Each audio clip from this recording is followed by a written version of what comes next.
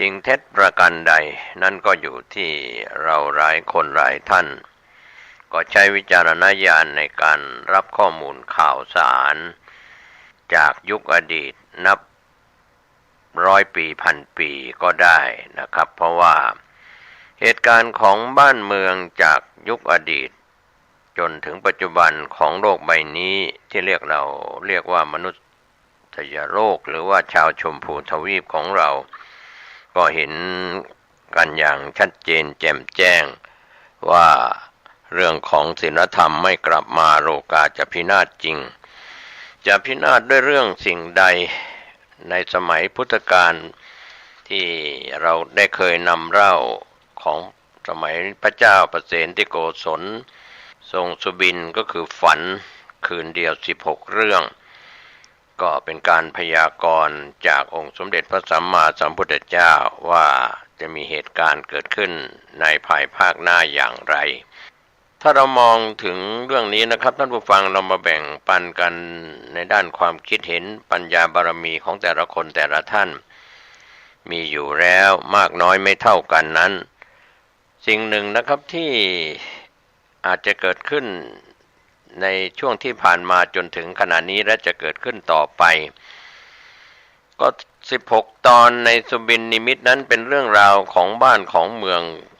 ของโลกที่จะเกิดขึ้นก็คงไม่ได้เกี่ยวข้องกับพระเจ้าประเสนที่โกศลที่สุบินฝันนะครับก็แต่เป็นเหตุการณ์ที่จะเกิดขึ้นในสังคมเป็นเรียกว่าพุทธธรรมนายขององค์สมเด็จพระสัมมาสัมพุทธเจ้าที่เราแปลเป็นใจความพูดถึงสุบินนิมิต16ข้อตามหลักฐานที่ปรากฏอยู่ตอนที่1นั้นแผ่นดินวิปริตตอนที่2คนเริงกามตอนที่3ลูกบังเกิดเกล้าตอนที่4ใบเบิกทางหายนะตอนที่5ยุติธรรมอยู่ที่ไหนตอนที่6ขี้ครอกเดินถนนตอนที่7จุดไฟเผาบ้านเมืองตอนที่8คนจนมีสิทธิ์ไหมครับตอนที่9คนดีจะหนีไปอยู่ป่าคนบ้าจะครองเมืองตอนที่10หม้อข้าวประหลาดตอนที่11นักบุญคนบาปตอนที่12สังคมวิกฤตเห็นผิดเป็นชอบตอนที่13หนักดังขุนเขาทำไมเบากว่าขนนกตอนที่14คนหลงกามตอนที่15คนเมายศตอนที่16ภัยของสังคมนะครับทั้ง16ตอนนี้เป็นเรื่องที่เราน่าจะได้ขยายความโดยย่อๆพอให้เข้าใจกันว่านิมิตเป็นเรื่องราวต่างๆที่เราได้เห็นในพุทธธรรมนายว่าวัวดำทำมึน4ตัวบ่ายหน้าเข้าหากันแล้วก็แต่ละทิศก็โจรเข้าใส่กันเหมือนจะขวิดกันแต่ก็ไม่ได้ขวิดกันนี่แหละครับเป็นเรื่องราวที่เราจะเห็นได้ว่าพุทธธรรมนายข้อแรกนี้ว่าแผ่นดินวิปริตนั้นก็สังคมในยุคไหนๆถ้าเรามาพูดถึงเหตุการณ์เลวร้ายหรือภัยพิบัติแก่สังคมโลกใบนี้จากยุคอดีตจนถึงปัจจุบันและจะมีต่อไปในอนาคตก็เป็นยุคที่ผู้นำหรือผู้ปกครองของประเทศไร้ศีลไร้ธรรมแสวงหาแต่ประโยชน์ส่วนตนก็คดโกงเบียดเบียนคนดีมีคุณธรรมก็ทำให้เกิดความระส่ำระสายเดือดร้อนในสังคมพระพุทธองค์ทรงทำนายอธิบายเรื่องนี้ว่าก่อนที่เราจะเห็นว่าความฝันนั้นมาจากสาเหตุข้อแรกเทวดานิมิตข้อที่2จิตอาวรณ์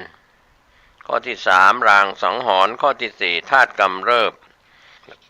นะครับเรียกว่าเทพนิมิตก็เทวดาดลใจจิตอาวรณ์ก็คิดเรื่องราวต่างๆรางสังหรณ์แล้วก็ธาตุกำเริบนั้นกินเรียกว่ารับประทานมากก็ธาตุกำเริบของความฝันดังนั้นข้อแรกที่เราว่าเห็นโคอุสุภะ วัวสีดำทะมึน4 ตัววิ่งมาจากทิศทั้งวิ่งคำรามเข้าใส่กันเหมือนฟ้าจะถล่มเหมือนกับจะชนกันแต่แล้วก็ไม่ชนกลับหนีหายไปจากกันก็เป็นเรื่องราวที่อธิบายเห็นได้อย่างชัดเจนว่าจะเกิดข้าวยากหมากแพงทุกแหล่งล่าฝูงประชาแค้นคับลงอับเฉาด้วยมนตรีมีโมหะปัญญาเยาว์ลำเอียงเอาอามิตรไม่คิดทำก็เป็นเรื่องราวที่เราได้ดูว่าชาวพุทธทุกวันนี้ทำท่ารับศีลจากพระเสียดิบเสียดีแต่แล้วก็ไม่ปฏิบัติตามชอบกินเหล้าเมายาฆ่าสัตว์เป็นประจำงานบุญของชาวบ้านก็กลายเป็นงานบาปก็คือฆ่าตัดชีวิตล้มวัวล้มควายเลี้ยงสุรายาเมาจนเป็นธรรมดาไปหมดแล้วจนไม่รู้ว่าเขากำลังทำบุญหรือว่าทำบาปอันนี้ก็เป็นข้อที่เราชวนให้เราคิดกันในข้อนี้ส่วนคนเริงกามนั้นก็เป็นพุทธธรรมนาย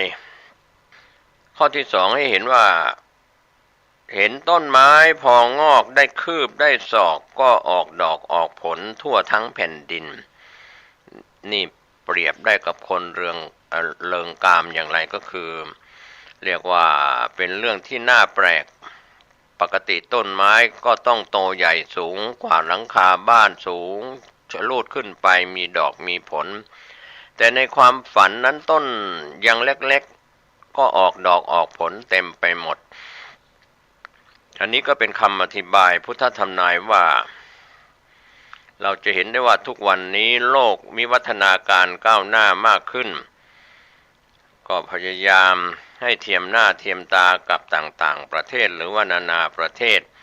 มุ่งหน้าพัฒนาแต่ด้านวัตถุจนหย่อนยานการพัฒนาทางด้านจิตใจนะครับท่านผู้ฟัง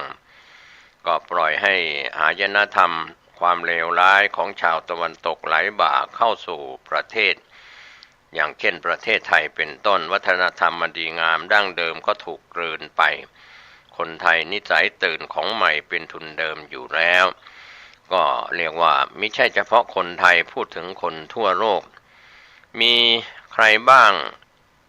คิดบ้างไหมว่าสิ่งที่ได้กับสิ่งที่เสียคุ้มกันหรือไม่นะครับเรื่องของสิ่งที่ว่าเริงกามการเรียกว่าการแต่งกายนุ่งน้อยห่มน้อยซึ่งอาจจะเป็น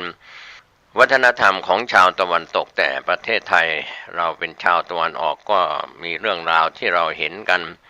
ไลฟ์สดกันขายสินค้ากันแต่งกายโป๊ะเปื่อยอะไรกันก็แล้วแต่นะครับเป็นปัจเจกบุคคลแต่ทางสภาวัฒนธรรมของจังหวัดวัฒนธรรมจังหวัดก็โดยการนำของผู้ว่าราชการจังหวัดแต่ละจังหวัดนั้นก็คงจะบ่งบอกถึงวัฒนธรรมชาวเหนือก็มีวัฒนธรรมล้านนาชาวอีสานก็มีวัฒนธรรมอีสานชาวตะวันตกตะวันออกภาคกลางหรือชาวภาคใต้ปักใต้ก็มีวัฒนธรรมของแต่ละคนในเมืองไทยเราก็เห็นได้อย่างชัดเจนนะครับก็เรียกว่าคลั่งไคล้ในวัฒนธรรมที่แปลกใหม่หรือมาใหม่อย่างนี้เป็นต้นนะครับก็เป็นนิมิตที่เป็นพุทธธรรมนายไว้แล้วในข้อที่เราเห็นกันว่าเป็นเหตุให้เรียกว่าคนเริงกามยั่วยุในการนุ่งน้อยห่มน้อยหรือแต่งกายโป๊ะเปื่อยก็เป็นส่วนวัฒนธรรมชาวตะวันตกสำหรับวัฒนธรรมไทยก็เรียกว่าแต่งตัวเรียบร้อยกิริยามารยาทดังที่ผู้ดำเนินรายการพูดอยู่เสมอว่าสำเนียงส่อภาษากิริยาส่อสกุลนั้นก็เป็นส่วนหนึ่งและก็การแต่งกายของวัฒนธรรมไทยมีการไหว้การกราบการแสดงความเคารพนับถือกิริยามารยาทอ่อนน้อมดังนั้นวันนี้เมื่อเราไปเอาอารยธรรมตะวันตกมาก็ทำให้เริงกามยั่วยุในกามถูกข่มขืนถูกกระชากลากหรือยั่วยุในกามทั้งคนที่เห็นแล้วก็เกิดอารมณ์ที่เรียกว่าเริงกามมาในข้อที่3นี่ก็ลูกบังเกิดเกล้าก็เป็นคำทำนายที่เป็นนิมิตที่เห็น ได้อย่างชัดเจนว่าต่อไปในอนาคตดูจากตัวอย่างที่ว่านิมิตฝันว่าเห็นแม่โคดื่มนมของลูก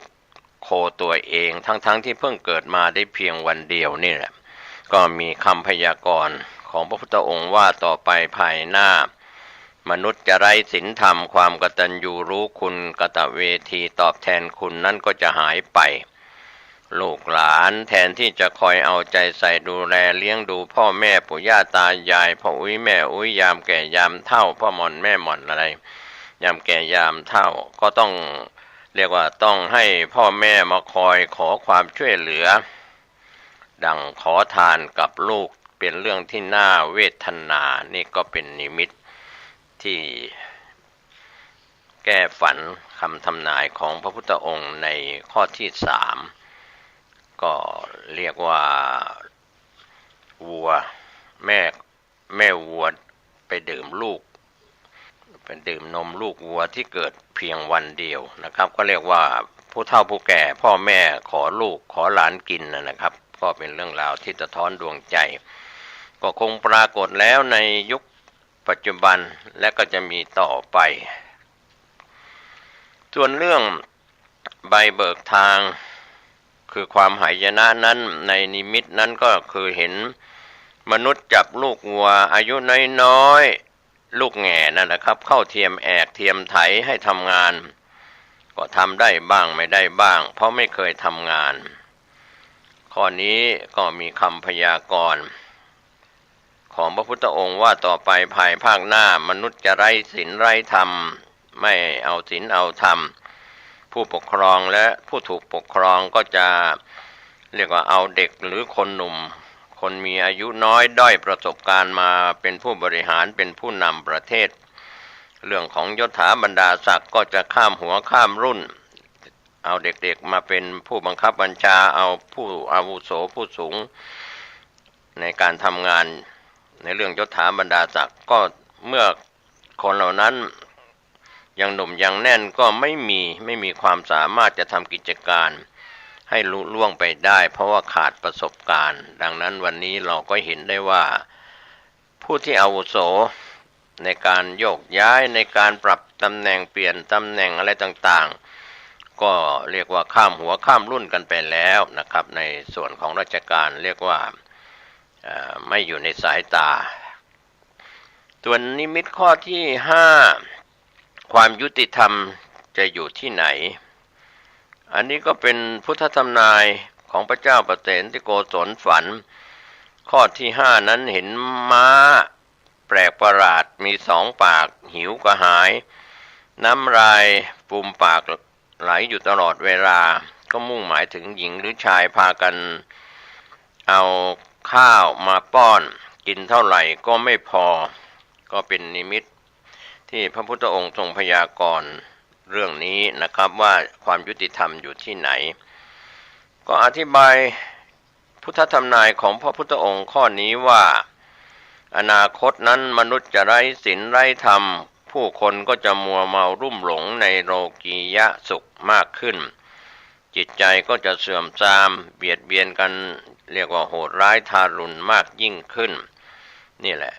เราก็เห็นกันอยู่นะครับในปัจจุบันและก็จะมีมากขึ้นในอนาคตเรื่องราวเหล่านี้ถ้าดูมาถึงด้านกฎหมายมีอำนาจศักดิ์สิทธิ์ก็จริงผู้พิพากษาทนายความอัยการบางคนก็สามารถใช้กฎหมายนั่นแหละ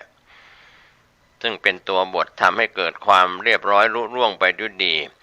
แต่ก็อาจมีการพลิกแพลงคดีความกลับจากหน้ามือเป็นหลังมือจากสิ่งที่เป็นคุณธรรมก็ไร้คุณธรรมไปก็เรียกว่าศาลหรือว่าสิ่งสถิตในศาลสถิตยุติธรรมไม่ว่าจะเป็นผู้พิพากษาทนายความอัยการด้านตุลาการก็จะลำเอียงก็มีเกิดขึ้นเรื่องนี้แล้วในยุคปัจจุบันนะครับก็เป็นไปตามพุทธธรรมนายข้อนี้ส่วนข้อที่6นั้นขี้คอกจะเดินถนนก็เป็นพุทธธรรมนายก็เข้ากับข้อที่ พระเจ้าประเสนที่โกศลฝันว่าเห็นมนุษย์ต่างขัดถาดทองคำสำริดราคาเป็นแสนราคาแพงให้เป็นเงางามจนสะอาดแล้วก็ไปเชิญให้สุนัขก็คือหมานั่นแหละมาเยี่ยวรถก็เป็นพุทธธรรมนายข้อที่6ว่าขี้คอกจะเดินถนนอะไรทำนองนั้นพุทธธรรมนายข้อนี้ก็คงจะเป็นเรื่องจริงเท็จอย่างไรก็เราจะเห็นได้ว่าผู้มีสกุลสูงไม่อาจเลี้ยงชีวิตสืบไปก็ต้องยอมยกบุตรธิดาของตนให้สมรสกับคนชั่วช้าสกุลต่ำนั่นแหละครับก็คงจะเข้าใจความหมายข้อนี้กันได้อย่างดีก็คงจะเป็นนิมิตที่เกิดขึ้นแล้วในยุคปัจจุบันแม้ว่าเรามามองว่าปัจจุบันพระไม่เล่นการเมืองแต่พระต้องช่วยบอกนักการเมืองให้ทำอะไรให้ถูกต้องธรรมะต้องอยู่กับนักการเมืองถ้าธรรมะไม่อยู่กับนักการเมืองบ้านเมืองก็วินาศบ้านเมืองก็เสื่อมนะครับก็เป็นเรื่องราวในนิมิตข้อที่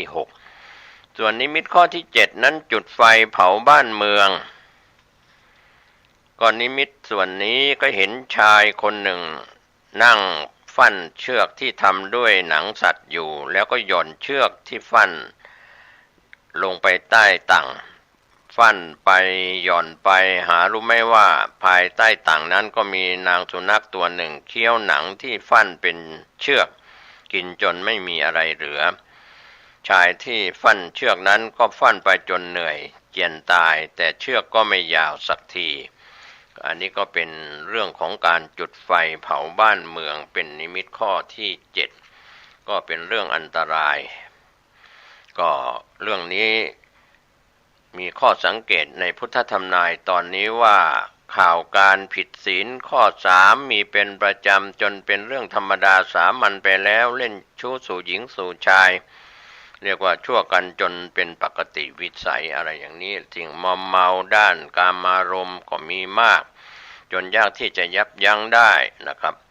ก็สถานที่เริงรมย์ก็เต็มไปยั่วเย้าให้เกิดราคะตัณหาการแต่งกายของสตรีของเพศหญิงเพศแม่ของเราทุกวันนี้ก็นิยมโชว์สิ่งยั่วยวนชวนมองของสงวนครับเรียกว่าผ่าร่างผ่าบนใครนุ่งน้อยห่มน้อยนะครับก็เป็นเรื่องที่ยั่วยวนทำให้จิตใจอ่อนแอถูกกามมอมเมาในเรื่องของแค่การแต่งกายของชายและหญิงโดยเฉพาะหญิงที่เริ่มมีมากขึ้นส่วนข้อที่8การฝันว่าคนจนมีสิทธิ์ไหมนี่ก็ได้เป็นพุทธธรรมนายฝันข้อที่8ว่าได้เห็นประชาชนช่วยกันขนน้ำแล้วก็เทลงไปในตุ่มใหญ่ตุ่มเดียวจนล้นแล้วล้นอีกส่วนตุ่มเล็กๆน้อยๆร้อยตุ่มพันตุ่มลายเรียกว่าลายล้อมเป็นอันมากก็ไม่มีน้ำไม่มีใครใส่ไม่มีใครเหลียวแลก็หมายว่าตักน้ำใส่ตุ่มใหญ่อันนี้ก็เป็นคำพยากรณ์ว่าเมื่อพระพุทธองค์ทรงทำนายว่าเมื่อมนุษย์ไร้ศีลธรรมจะมีจอมเผด็จการจะมีผู้มีอำนาจบีบบังคับข่มเหงประชาชนจนต้องหาเครื่องบำรุงบำเรอทรัพย์สินสิ่งของไปมอบให้เรียกว่าคนที่ร่ำรวยอยู่แล้วคนที่มีอำนาจอยู่แล้วก็มีคนมาเทิดทูนมากขึ้นเรียกว่าพ่อค้านายทุนนายธนาคารที่มีอำนาจเงินตรา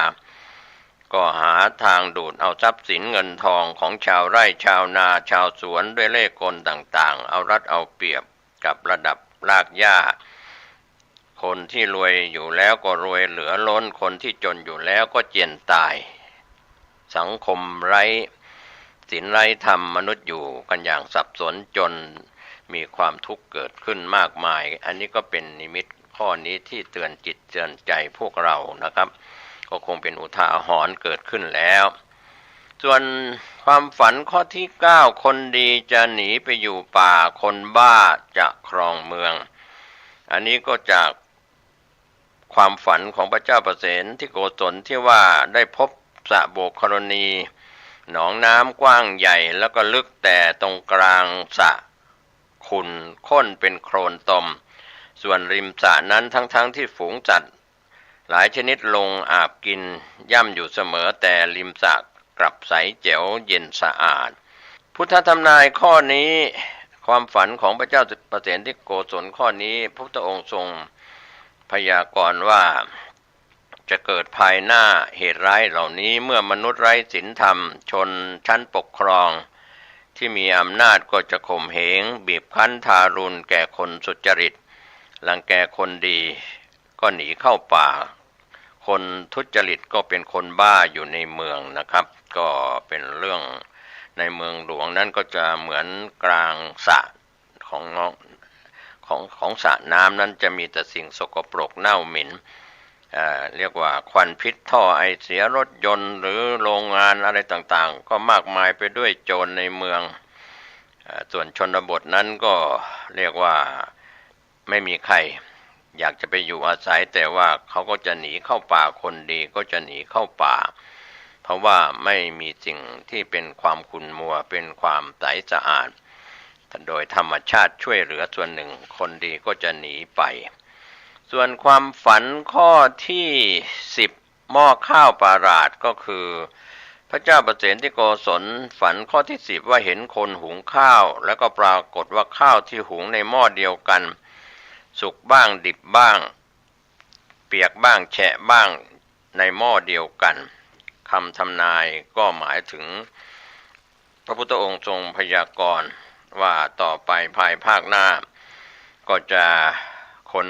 ผู้มีศีลก็จะถูกข่มเหงรังแกแล้วอยู่ลำบากเกิดโรคร้ายอาจจะมีเข้ามาในเหตุการณ์ปัจจุบันสถานการณ์โควิด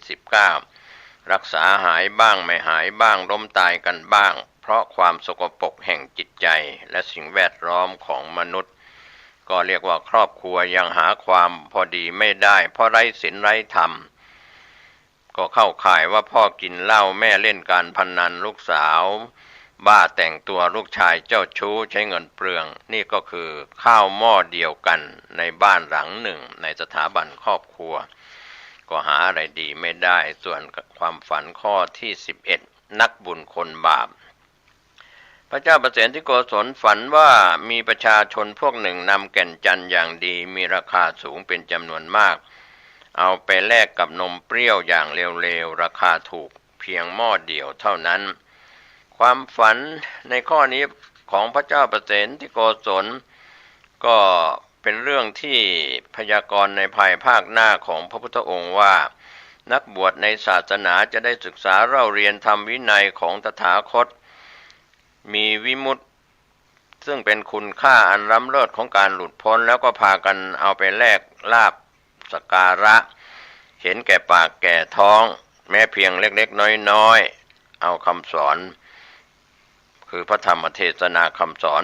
84,000 พระธรรมขันธ์ไปแลกกับบูชาธรรมบูชากันเทศนะครับเอกราชยศถาบรรดาศักดิ์ตำแหน่งหน้าที่การงานในฝ่ายศาสนาก็เป็นนิมิตข้อนี้ที่เข้ามาในเรื่องของนักบวช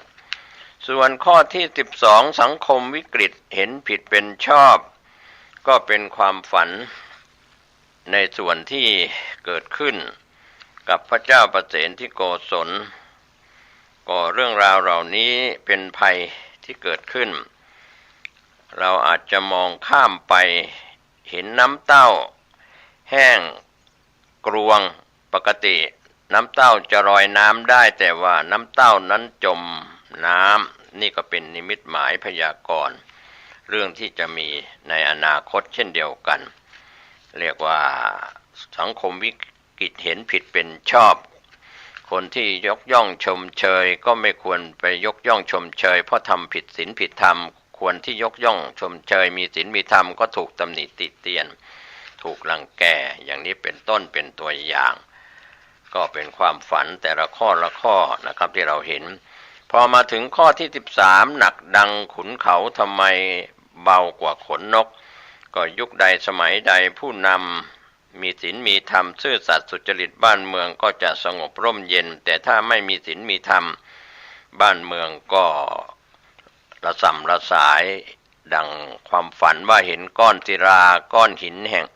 แท่งทึบเนี่ยสูงท่วมหัวบางก้อนใหญ่เท่าบ้านเท่าเรือนลอยอยู่เหนือน้ำได้เหมือนลอยอยู่บนกลีบบัวก็เหมือนเรือสำเภาบรรทุกสินค้าลอยบนน้ำนี่แหละเขาเรียกว่าหนักดังขุนเขาทำไมเบากว่าขนนกก็เป็นนิมิตที่เกิดขึ้นในยุคนี้ในสมัยนี้แล้วส่วนความฝันข้อที่14คนหลงกามก็เป็นความฝันว่าเห็นกบตัวนิดเดียวไล่กัดกินงูเห่าตัวใหญ่นี่ก็เช่นเดียวกันก็เป็นเรื่องราวที่เราพอจะเห็นว่าเพศชายซึ่งเคยเป็นเพศที่เข้มแข็งมีลักษณะของความเป็นผู้นำก็จะตกอยู่ใต้อำนาจของเพศสตรีผู้หญิงนะครับก็มาถึงยุคถึงสมัยนี้แล้วเช่นเดียวกันนอกจากนั้นความฝันข้อที่15คนเมายศยศถาบรรดาศักดิ์มีคุณค่ามากกว่าสิ่งอื่นใดนะครับก่อนความฝันข้อนี้เห็นเรียกว่าเห็นสุวรรณหงส์สีทองเป็นสัตว์ชั้นสูงต้องมาคบค้าสมาคมกับกาดำซึ่งเป็นสัตว์ไม่มีสกุลเป็นสัตว์ชั้นต่ำนะคนที่สกุลต่ำจะได้ดีก็เป็นเรื่องราวที่เราเห็นกันนะครับส่วนข้อที่16ภัยสังคมเห็นกวางไล่กินเสือนี่ก็คือข้อสุดท้ายก็เป็นเรื่องราวที่เราจะมองหาข้อมูลแต่ละข้อ16ข้อแผ่นดินวิปริตคนเริงกามลูกบังเกิด9ใบเบิกทางหายนะยุติธรรมอยู่ที่ไหนขี้คอกเดินถนนจุดไฟเผาบ้านเมืองคนจนมีสิทธิ์ไหมครับคนดีจะหนีไปอยู่ป่าคนบ้าจะครองเมืองหม้อข้าวประหลาดนักบุญคนบาปสังคมวิกฤตเห็นผิดเป็นชอบหนักดังขุนเขาทำไมเบากว่าขนนกคนหลงกามคนเมายศแล้วก็ภัยสังคมทั้ง16ข้อนี้ก็เป็นเรื่องราวที่เกิดขึ้นในยุคนี้ในสมัยนี้นะครับท่านผู้ฟังก็ช่วยกันคิดช่วยกันพิจารณาวันนี้ผมเกษตรเพชรสมิทธิ์วิทยากรนำเรื่องของพุทธธรรมนาย16ข้อ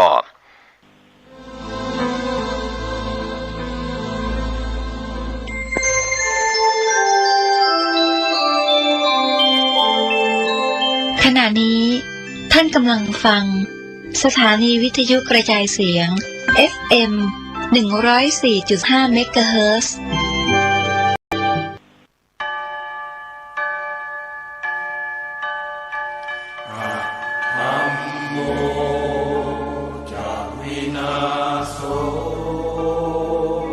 สวนป่าสามัคคีธรรมบ้านสามัคคีตำบลบ้านผืออำเภอจอม